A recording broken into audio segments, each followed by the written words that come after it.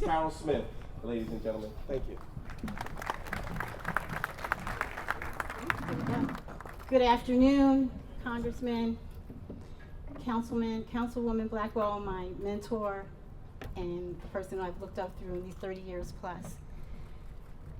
On behalf of Union Housing Development Corporation, I want to acknowledge our members, Martha Chavis, our Vice President, Stacy Mullins-Tanis, our Secretary.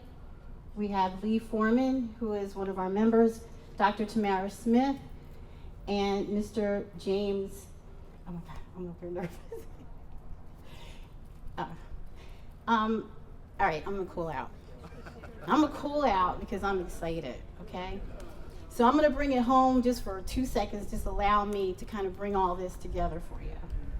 Okay, so if you look, Dr. Cooper lived here and was here for 50 years. And in 1911, established Omega Psi Phi.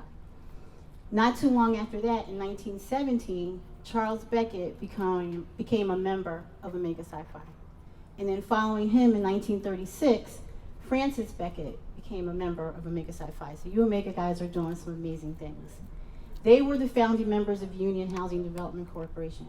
In addition to that, they were the founders and the builders of Beckett Garden Apartments, which are 132 units, somebody's raising their hand, of low-income housing that served this community for the past 55 years. So that sets the stage, right?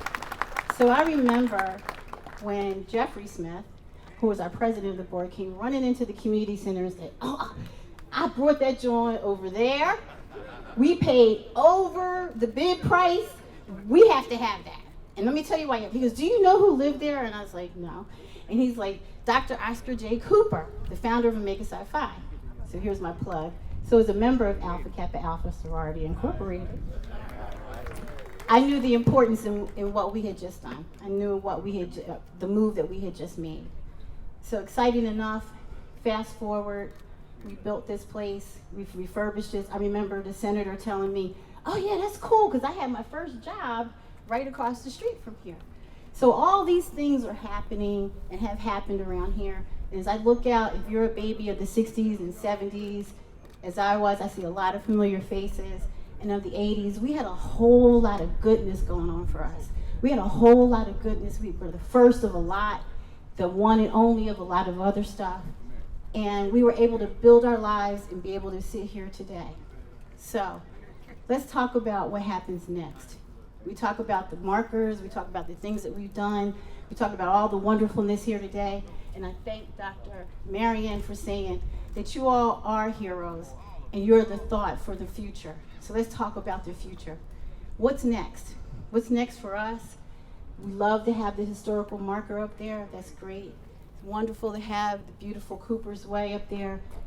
We need more markers and nice balloons like that than the horrible markers that we have on our street corners that are showing where our kids have died and lost their lives. And so that's what our children in this neighborhood are used to seeing, markers and balloons that represent their dead loved ones. We can't have that. We are the next Dr. Coopers. We're the next Dr. Marians. We're the next Omega Psi Phi members coming from.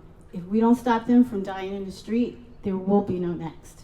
And so I ask you today, as you walk away from here, come back, think about the next, because it can't stop here. All the wonderfulness can't stop here. We need to make markers and balloons and celebrations and have parties and all that stuff for the next. So let's do it for the next. So for that, I invited my next, just to give you some quiet remarks.